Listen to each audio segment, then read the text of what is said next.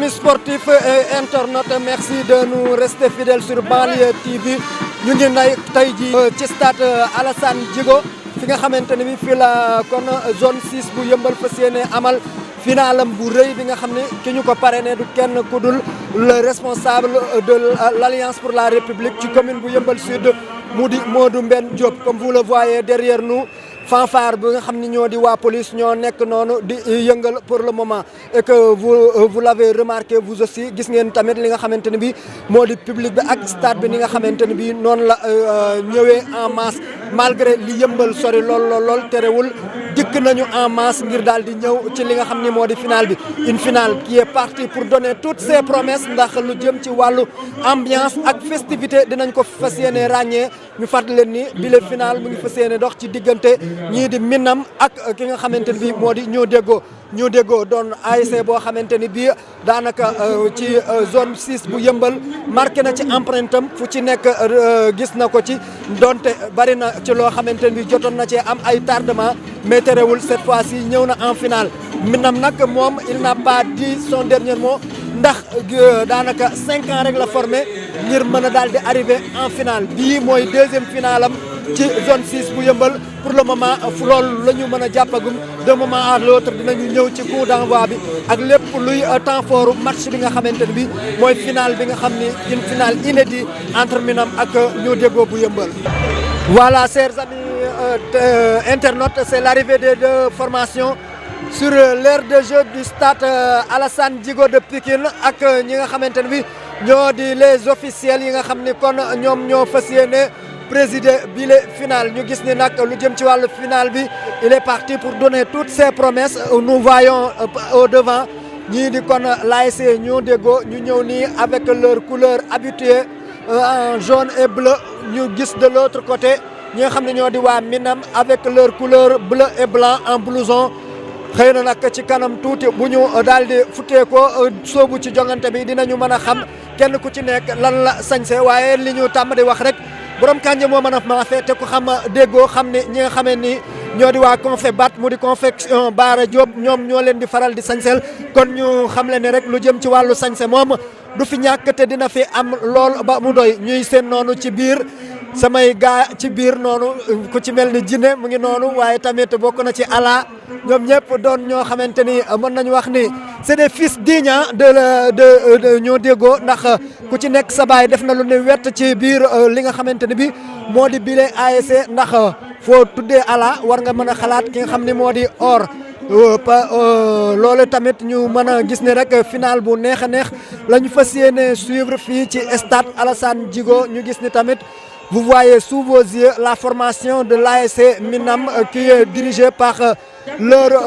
patron. ñu gis ni kon c'est une finale qui est partie pour tenir toutes ses promesses mu doon finale boo xam ni bu mat a bàyyi xel la te xam ni daal bés boo xamante ni bi daal dinañu jublu ci li nga xamante ni moo di kon démarrage match bi mën nañu wax ni lépp daal dina yemb ngir ñu mën a soobu ci jongante bi nga xamante ni bii moo dox ci diggante Minam ak ñoo déggoo muy match boo xamante ni bii il est parti pour tirer toutes ses promesses notamment du côté de Minam ndax je vous le rappelle moom 4 ans d'existence jàpp 5 ans d'existence rek la am mais bii mooy deuxième finale boo xamante ni bii ñoo dégg ki nga xam ne moo di Minam fas na ko yéene disputé. Nous vous rappelons que ni Minam jot na disputé benn finale moom ak Farba la woon boobee il était sorti kon ñu daal di koy gagné mais bi le finale moom mu mel ni kon mën nañu wax ni quitte ou double lay doon maanaam day ñëw pour jël sa revanche devant ki nga xamante ni bii moo di déggoo même si il n'est pas li nga xamante ni moo di son adversaire concernant cette finale mais tamit il est venu pour arracher la coupe bi nga xamante ne bii une finale c'est une fête.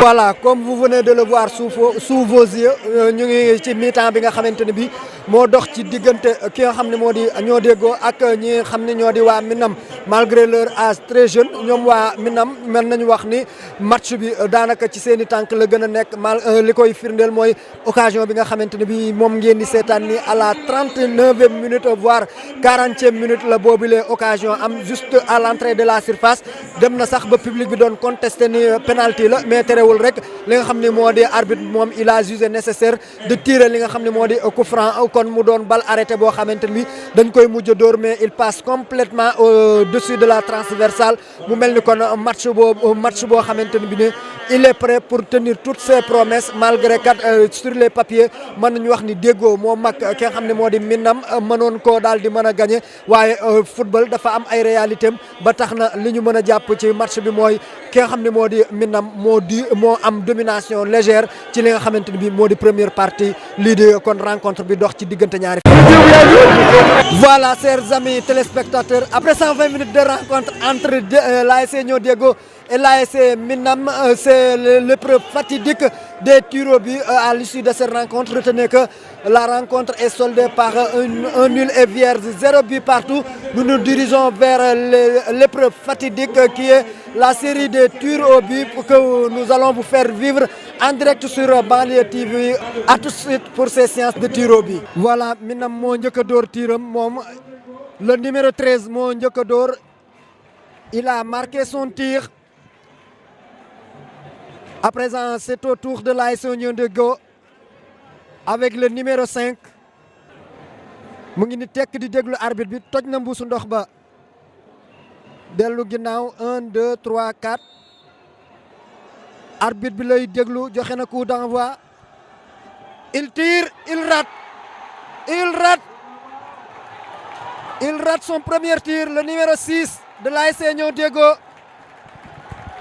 qui a ouvert la balle des tirs du côté de l'ASC Niodiego mais il l'a raté. Daf ko daal di dóor ci barre transversale bi. Je vous rappelle que ni yéen a ngi suivre Banlieue TV ñu di leen dunduloo final bi nga xam ne moo dox ci zone 6 bu Yëmbal diggante Minam ak ki nga xam ne moo di Niodiego après 120 minutes de temps réglementaire bu ñu jongante pour le moment ñi ngi ci li nga xam ne moo di tir au but. jàpp leen ni nag ñi nga xam ne ñoo di waa Minam ñoom ñoo njëkk a dóor. Ils ont marqué leur premier tir que va effectuer le numéro 4. Il tire et il marque. Il tire et il marque le numéro 4. Gis ngeen ni mu ko tiré. ma ngay s'affairer autour de ses camps pour jéem a moom itam jàpp bal bi mën a gën a may sens ñii di waa Minam. waa Diego ñooy dóor le numéro 10. Il tire et il marque. Même si le gardien avait tenté le bon côté. Mais le tireur a réussi son tir. Le tireur a réussi son tir. 2-1 pour ñi nga xam ne ñoo di waa Minam. 2-1 pour ñi nga xam ne ñoo di waa Minam. waa Minam ñooy ñëw pour tirer seen troisième tir. Minam mooy ñëw pour tirer son troisième tir. ban numéro mooy koy door dinañ leen ko wax léegi tir. ñu xool bi le tir élan bi sori na de élan bi sori na déglu na arbitre bi il se dirige vers la balle il tire et il marque. Il marque. Minam tient toujours le bon bout. Il n'a pas encore raté aucun tir tandis que du côté de l'ASC Niodiego ils ont raté leur premier tir. 4-1 pour le moment. waa Diego ñooy ñëw dóor seen quatrième tir seen troisième tir autant pour moi. troisième tir la ñuy dóor kon 3-1 la pour le moment. waa Diego ñooy ñëw tirer seen troisième tir. 6 7 7 pas le reculer. Il tire et il rate. Il rate son troisième tir. 3 tirs à 1. 3 tirs à 1 en faveur de l'ASC Minam. Pour le moment, l'ASC Minam tient le bon bout. L'ASC Minam tient le bon bout pour remporter cette rencontre si importante dans leur carrière. Je vous rappelle que ni Minam bii mooy troisième finale am mais il n'a pas encore remporté Dame Coupe. ñëw na ba entrée surface bi mu taxaw fa di déglu arbitre. Arbitre joxe na coup d'envoi. Il tire, il rate. Il rate. le numéro 5, à l'occurrence le capitaine. Il a raté son tir. Donc, waa Déggo ñooy ñëw doubler seeni chance. waa Déggo ñooy ñëw doubler seeni chance. ñu xool góol bi bàyyi ko mu toj ko mu wax ak moom. mu ngi poser la balle. mi ngi poser la balle gis nga dafa wan ginnaaw camp yi. teg ballon bi. teg ballon bi. teg ballon bi. toj mbuusu ndox ba. mu ngi noonu. ni waaj a tiré woon ci Minam noonu la fas yéenee tiré wala day reculer. Ah, day reculer le numéro 3, 4, 5, 6, 7 pas, 8, 9. Choki, Daw, il tire et il marque. Il a bien ajusté son tir. Il a bien ajusté son tir et il a marqué. Le gardien est complètement battu.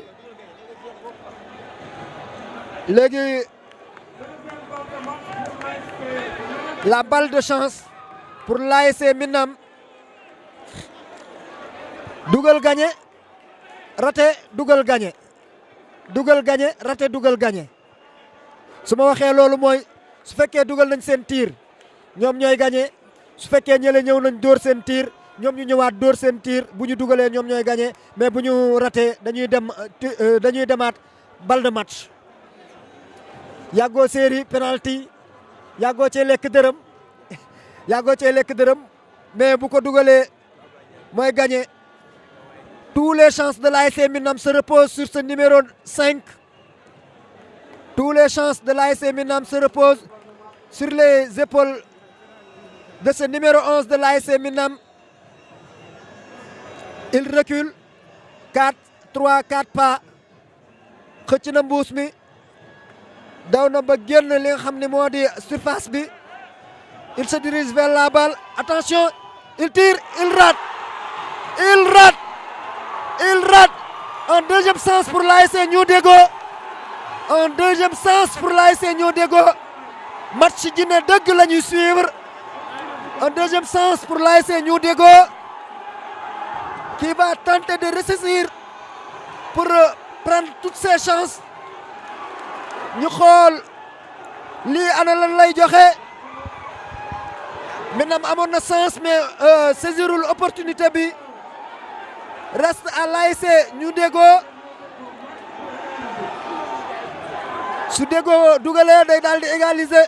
Minam su ñëwee door raté day daal di gagné. benn Issa Ndoye la waaw mooy reculer pour door. Arbitre joxe na coup d'envoi.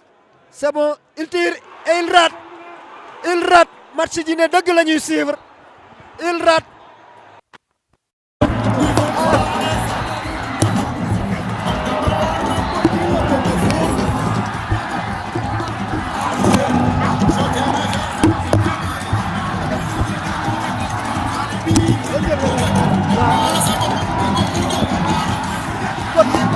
Capitaine.